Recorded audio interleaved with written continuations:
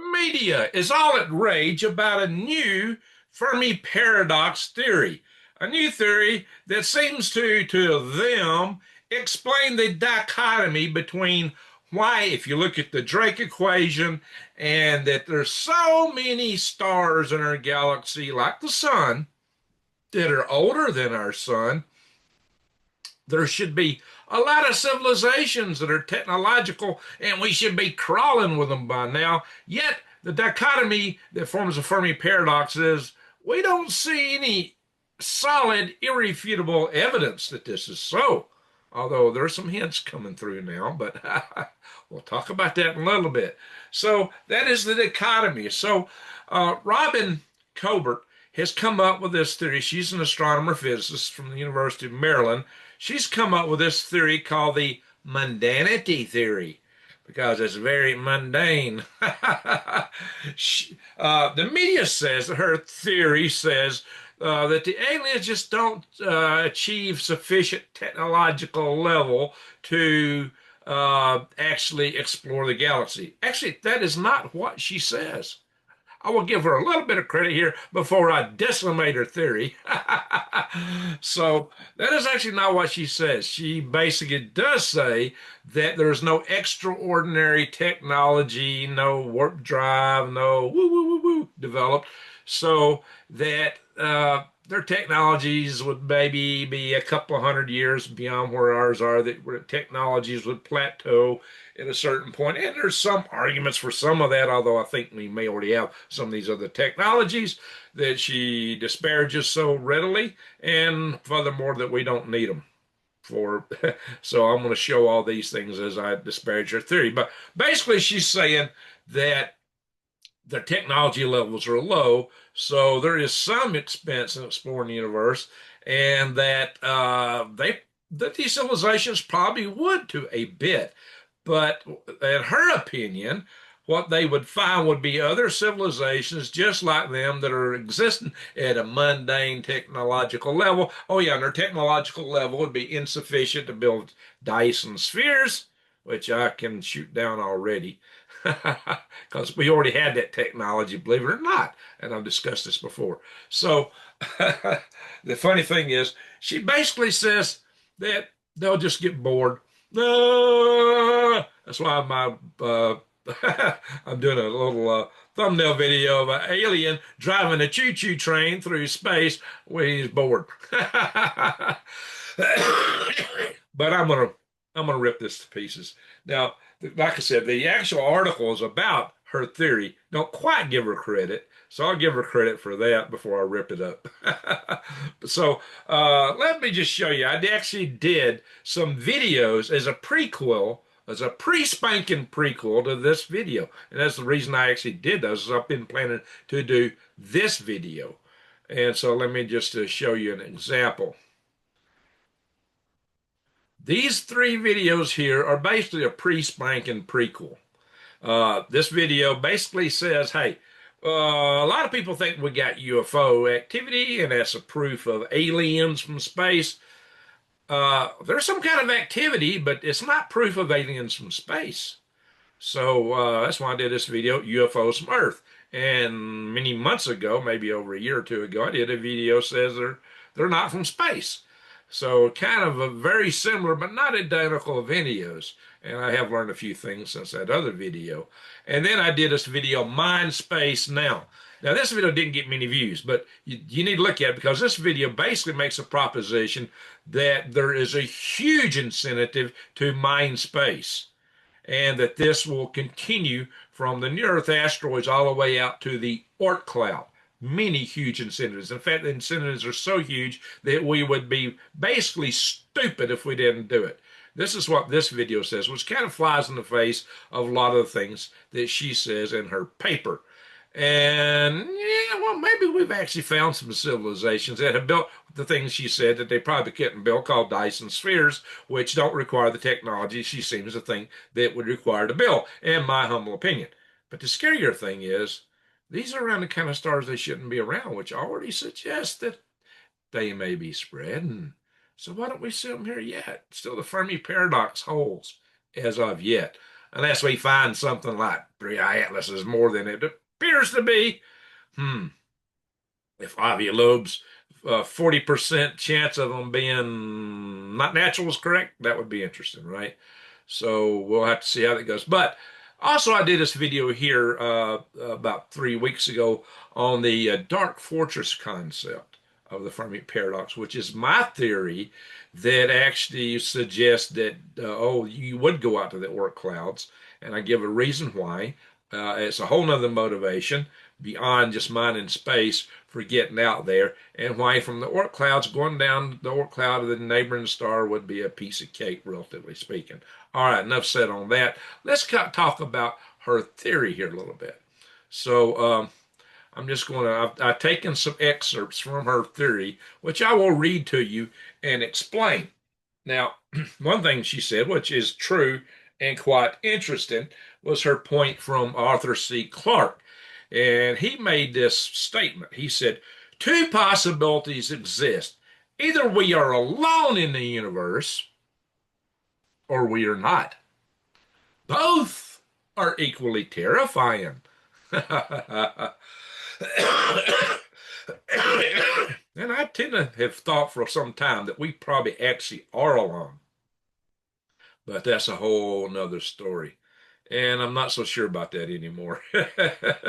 But in any event, she went on to say this in her theory. This is kind of the preamble to it. Applying a principle of radical mundanity, in other words, everything is really mundane in a radical sense. This paper examines explanations for the lack of strong evidence for the presence of technology using extraterrestrial civilizations, ETCs, in the galaxy, the Fermi paradox. So notice she said strong evidence, because there is a lot of suggestive things out there, right? She says, with this principle, the prospect for the galaxy contains a modest number of civilizations is preferred, where none have achieved technological levels sufficient to accomplish large-scale astro engineering or lack the desire to do so. Which I'm going to rip that up. Anyway, this consideration also leads to the expectation that no ETC will colonize a large fraction of the galaxy, even using robotic probes. And there are no long duration, high powered beacons.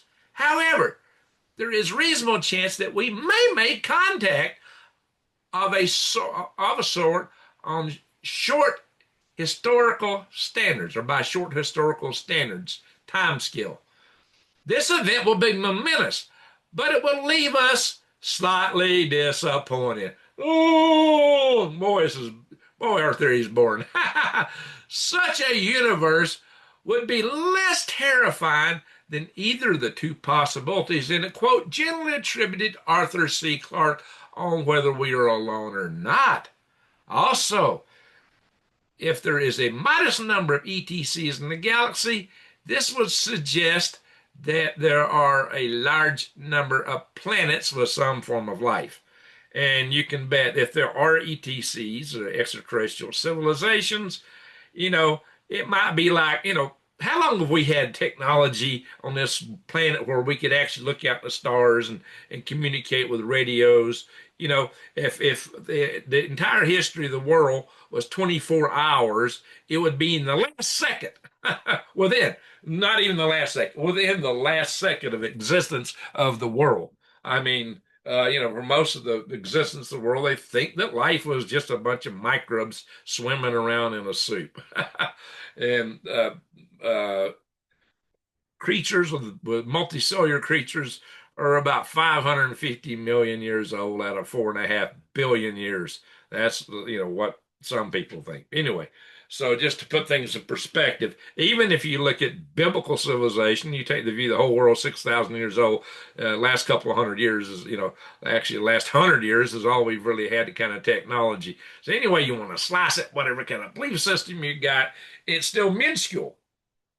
So you can bet there's would be thousands of planets out there with life on them, if there's such a thing, compared to everyone that actually has a civilization capable of communicating in perhaps spaceflight. Remember, spaceflight didn't come along until, about 80, 85 years ago. So there you go. Anyway, so uh, actually 84 years ago. No, excuse me, 74 years ago. I was born before we flew the first man in space. Excuse me. 64 years ago. I got to back up. Pardon me. I can't even do math.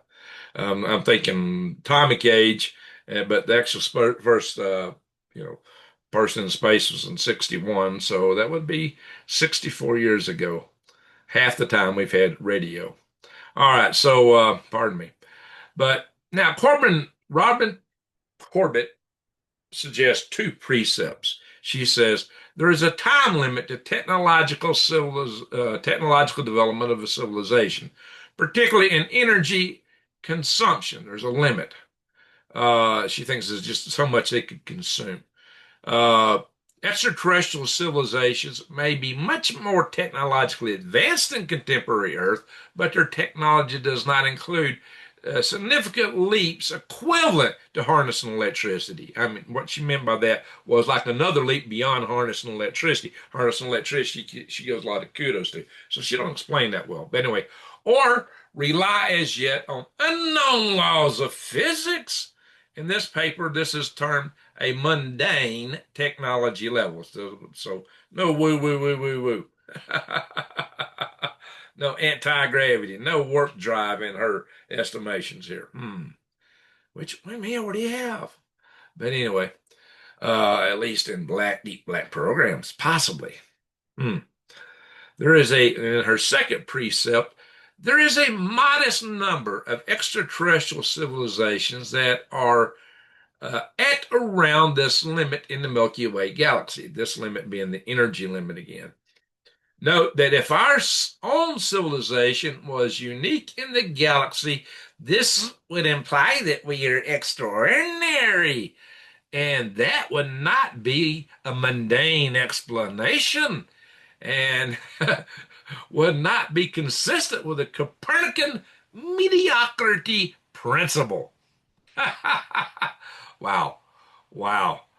Not be so we so to be the only one would be extraordinary. And we can't be extraordinary because everything's gotta be mundane. Mundane. This is the mundanity theory, by the way. But maybe we are unique.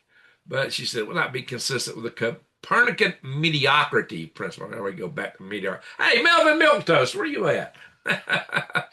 Anyway, for the construction of large-scale astroengineering projects that would be detectable by us, the extraterrestrial civilization requires both means and motive. The most commonly discussed such project would be the construction of a Dyson sphere or ring, as suggested by Niven back in 1970. Dyson sphere was suggested by Freeman Dyson in 1960. She said, these will not exist if either the incredible technology needed to construct one cannot exist, or if there is simply no need to have access for so much power. Well, I think she misses the point. She is already assuming that you have a sphere that's like one big solid sphere. That's not what Dyson was talking about. Dyson said a swarm of objects that would appropriate the power of a star.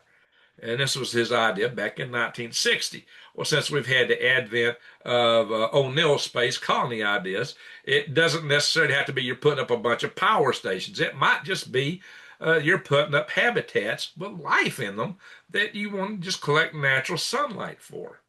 And this could be habitats built with 1970s bridge building technology, just like O'Neill postulated and designed back in the 1970s. And some of the concepts, the actual concepts, originated like the Bernal sphere all the way back in 1929.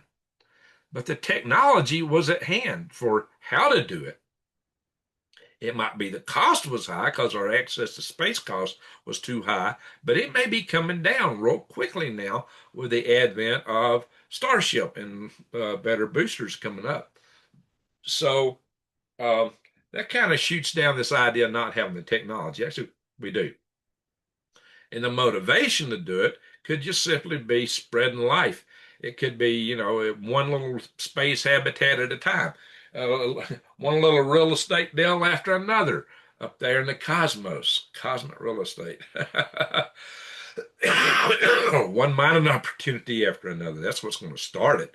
And then the real estate will follow the mining or the energy. It will be, energy is one possibility for what we could get from space, not just helium-3, but actually direct sunlight. So anyway, um, this, in my humble opinion, just doesn't hold water. But anyway, let's go back. In the mundane perspective, where other civilizations are not much more advanced, a limited exploration will arise when it is found that not much new was found from each encounter, as other costs are incurred. In this case, the benefit to risk ratio would increase with each encounter and passage of time. Benefits to risk ratio would decrease, pardon me. So basically, she's saying that every time you find another little group of aliens, they all look just like you, and they all got the same technology, and they're boring. After you found 100 of the same tribes out there, and they all look and smell just alike. Oh, why keep looking? Why keep looking? Maybe you want to find that little Klingon race that might be coming at you. Hmm, where's the Klingons at? Are we the Klingons? Will we be the Klingons? Hmm. Maybe I should do a video on that. The human Klingons of the future. Yeah. Let's hope not. But it's not implausible. Anyway, so she talks about the numbers here of how many extraterrestrial civilizations she expects. She says the number of technological ETCs in the galaxy is simply what it is. Whatever it is, it is. Could be one. It might just be us. Anyway, for a modest number of ETCs, the loosest constraints would be greater than one. Well, it's got to be at least one because we're here. And 10 to the 11th power, which is 100 billion. Let me translate that to you guys. 10 to the 11th power, 100 billion. And perhaps 10 to the 10th power, which is 10 billion.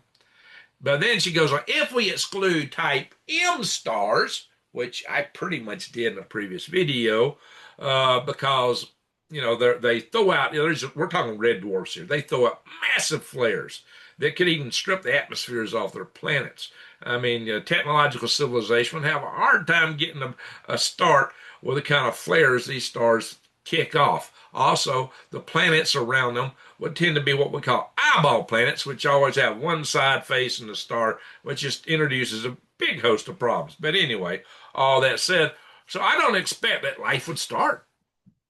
At least a technological civilization would arise from a Class M star. Although the 7 candidate Dyson spheres that I mentioned in that other video exist around just those kind of stars. That's what I'm suggesting. They actually suggest a spreading technological civilization if they're found to be Dyson spheres. If. So it's not, the proof's in the pudding yet, okay? The pudding's still in the oven. We're still cooking it or putting it in the refrigerator or whatever. It's still gelling.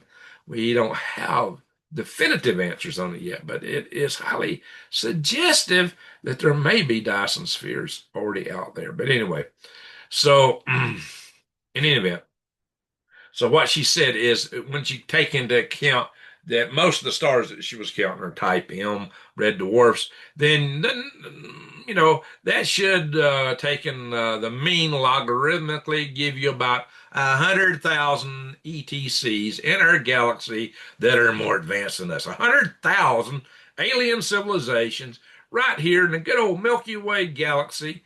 The Milky Way of, I almost say USA, but it ain't USS. We're talking the whole Milky Way galaxy. 100,000? Whoo! That's a lot of smart critters crawling around. Why ain't they here yet? Why aren't they here yet? But anyway, she goes on to say, most stars in the galaxy are type M, which are 10 times more common than type G stars, such as our sun, which is a G2V. The mundane paradigm would tell us that be there can't be hospital. These stars can't be hospital for the development of technological civilizations. Otherwise, a galaxy would be swarming with these.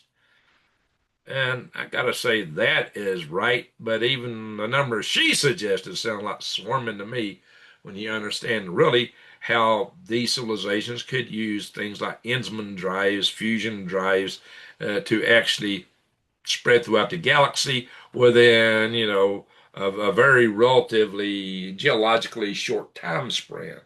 We're talking, maybe a million years, 10 million years, which is nothing on the geological time span of these civilizations would be much older than us. Actually, be even, yeah. So there you go. But anyway, so, and even if they didn't spread throughout the whole galaxy with that many, there should be plenty of them knocking on our doors. I don't hear nothing. Anyway, so it's kind of funny. She says most stars in the galaxy are type M. Let's see, I already read that part. But anyway, uh, she said here the proposed primary limiting factor for this is after encountering a certain number, and she gives us N Inui, whatever, that's a weird number, of other ETCs at the same technological level, the cost in terms of probes going berserk. So she's worried that's the real risk, the real cost, and the long-term time taken to find other ETCs. It's not worth the marginal gains for counting additional ETCs. Now, what she's assuming here is that you're going to build self-replicating probes, that you'll pay a one-time cost to send a self-replicating probe out. It'll go to another star, appropriate some materials, build more copies, and go out to other stars, which you build more copies and go out to other stars. So you pay a one-time cost to get this started. These would be von Neumann probes, kind of like your nano robots. You probably heard about self-replicating robots, which I've talked about in the past, that the only person that actually engineered a system to do this based on an assignment from Wernher von Braun to take a 20-ton package and design a self-replicating machine that could use the resources on the moon was done by none other than George von Tiesenhausen. I knew him. And he was the source of the inspiration for the self-replicating monoliths that Arthur C. Clarke put in to his book and later the movie 2010, which is supposed to be the sequel to 2001, which, would have to be an alternate timeline since we never set up the Clovis moon base and by 2001, right? Could have happened, but it didn't. Anyway, because we kind of lost our will to keep going, unfortunately, at that time. But things may be coming along. But anyway, so uh, she goes on to say, construction of Dyson spheres and similar megastructures will not be possible or desired. Therefore, no candidate Dyson spheres will be confirmed. No candidate Dyson spheres will be confirmed. Well, we already have 7 candidates. Hello, knock, knock, knock. Robin, wake up. We already got 7 candidates. They're not confirmed to be Dyson spheres, but they are confirmed to be candidates, which I think the way you diagram your sentences was you said there'd be no confirmed candidates. But anyway. Funny stuff, funny stuff. So, actually, again, it doesn't take radical technology to build Dyson spheres. It takes 1970s bridge building technology and a little bit of rocketry, cheaper rocketry than we had in the 70s, which we may be on the cusp of right now. So, and if you ever saw the Anton Forbes videos, we may have other technologies. In my little video where I talked about Ning Lee's work for the Army, where I talk about the Army anti-gravity program. You need to go back through some of my videos because I didn't really advertise that as a Ning Lee video, but it actually is. So maybe I need to redo that as a Ning Lee video. and tell you the story of Ning Lee and do some more stuff on Amy Eskridge. There's some interesting stuff out there, my friends. But anyway, so yeah, I'll show you some other stuff on this too in a little bit. So she goes on, and I'm just going to do a couple more little paragraphs out of her paper. It is a long paper. I will put the link in the video below to her paper so you can look at it for yourself. Anyway, she said, for significant colonization or exploration of the galaxy by sending probes to almost all star systems, would again have to have the benefits that outweigh the cost. Or in terms of King's animal spirits, greed must overcome fear of the robots. Like, you know, Cylons. Robotic exploration could be far cheaper, particularly if self-replicating von Neumann probes are sent, where only a few initial probes need to be sent out. The benefits depend on whether much is learned from each in situ, which means in on location, exploration of the star system. She says probably not much new scientific information would be provided by directly visiting. For example, many thousands of M stars, let alone billions. She says the cost would then be that of the initial launch. So that's all it's going to cost, just your initial launch of the self-replicating machine, which probably is not too great amortized over the entire lifetime of the civilization. Now, how are we going to go to the next star? It's going to be an incremental hop from the edge of one Oort cloud to the other, which is not going to be a big civilizational cost. But anyway, she says, however, there might be dangers in creating a vast number of intelligent devices. This is the berserker hypothesis of deadly probes, as described in science fiction novels by Fred Saberhagen. Well, that's a good name for somebody scaring the heck out of you. Saberhagen. And discussed, for example, by David Brin in 1983 and Sirkovic in 2009. Uh, yeah, David Brennan, I banter some on Facebook right now. Anyway, uh, she goes on. While the concept of berserker probes might be extreme, the fear of this happening can be regarded as unexceptional.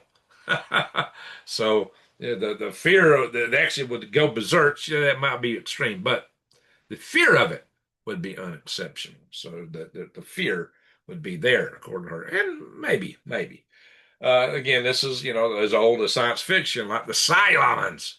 Anyway, so basically, the nutshell that she's claiming is that the technology would be insufficient to build Dyson spheres, which I've already shot that down. They would have no. Oh, I did leave one thing out. She basically said that since there's nothing to return, the economic incentive is not there. But we can be returning stuff all the way out and building new economies as expand. It won't all be based on what's got to come to the home planet, although initially would be, especially when we're trying to get asteroidal resources, rare earth materials. Gold's now $4,000 per troy ounce. There are scenarios for mining gold from asteroid Cycus and others, platinum group metals from certain metallic type M asteroids. So this is definitely something that's of interest right now. Uh, I've covered that in a space mining video. So there's a huge incentive to mine space. There's a huge incentive to expand in space and expand further and further. And that incentive is not going to stop. So I'm going to show you a couple of other things here in just a second, just to kind of reinforce what I'm talking about. Let's hit the share button. Ding, ding, ding, ding, ding, ding, ding, ding, ding, ding. And this is her paper right here. Got a lot of equations and calculations, just like any normal scientific paper could be expected to. Of course, your prerequisite graphs, a little calculus. These are these are requirements for a scientific paper. So there we go. I won't bore you with that kind of stuff. And then the claims, oh, we have found some Dyson spheres, maybe, which I've covered that in another video already. And then here's the Dyson sphere as a collection of objects, swarm, not a big solid sphere.